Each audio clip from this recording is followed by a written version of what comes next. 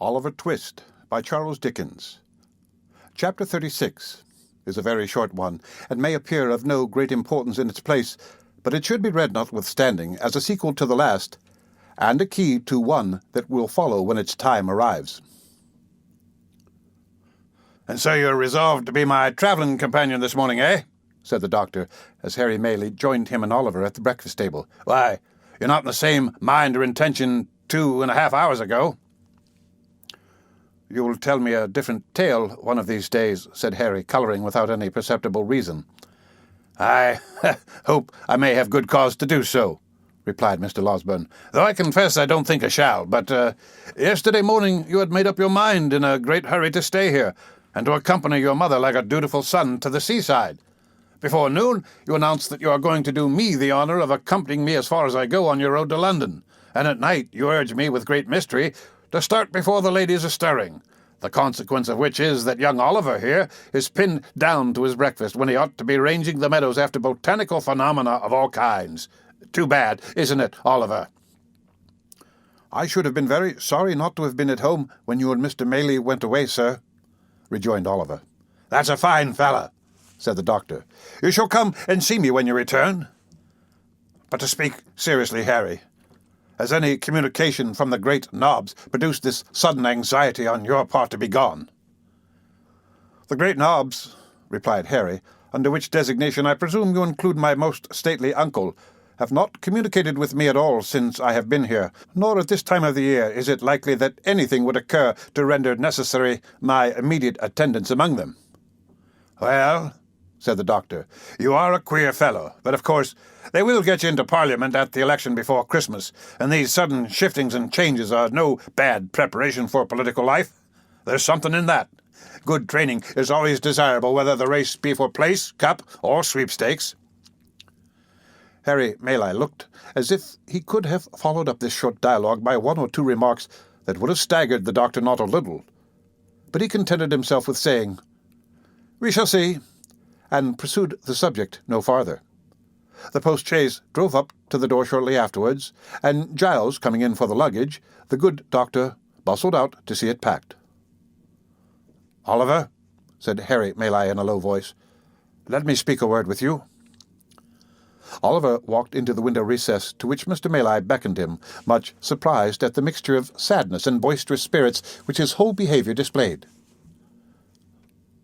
"You can write well now," said Harry, laying his hand upon his arm.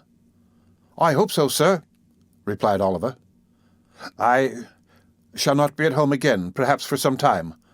I wish you would write to me, say once a fortnight, every alternate Monday, to the General Post Office in London, will you?" "Oh, certainly, sir. I shall be proud to do it," exclaimed Oliver, greatly delighted with the commission. "I should like to know how my mother and Miss Maylie are," said the young man. "And you can fill up a sheet by telling me what walks you take, and what you talk about, and whether they, seem happy and quite well. You understand me?" "Oh, quite, sir, quite," replied Oliver.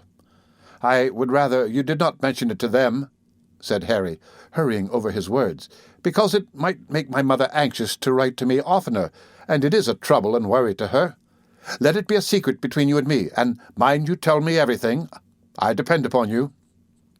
Oliver, quite elated and honoured by a sense of his importance, faithfully promised to be secret and explicit in his communications. Mr. Maylie took leave of him with many assurances of his regard and protection. The doctor was in the chaise. Giles, who it had been arranged should be left behind, held the door open in his hand, and the women servants were in the garden looking on. Harry cast one slight glance at the latticed window, and jumped into the carriage. "Drive on!" he cried. "Hard, fast, full gallop. Nothing short of flying will keep pace with me today." "Halloa!" cried the doctor, letting down the front glass in a great hurry, and shouting to the postilion. "Something very short of flying will keep pace with me. Do you hear?"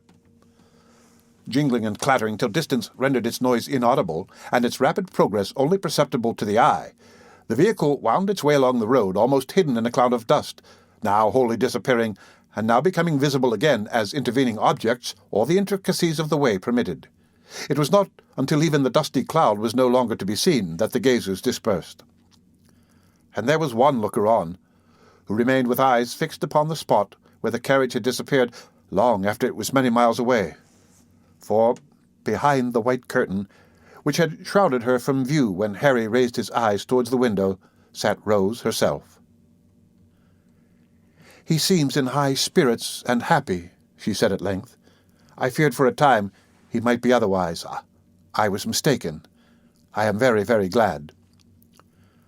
Tears are signs of gladness as well as grief, but those which coursed down Rose's face as she sat pensively at the window, still gazing in the same direction, seemed to tell more of sorrow than of joy. The end of chapter 36 of Oliver Twist.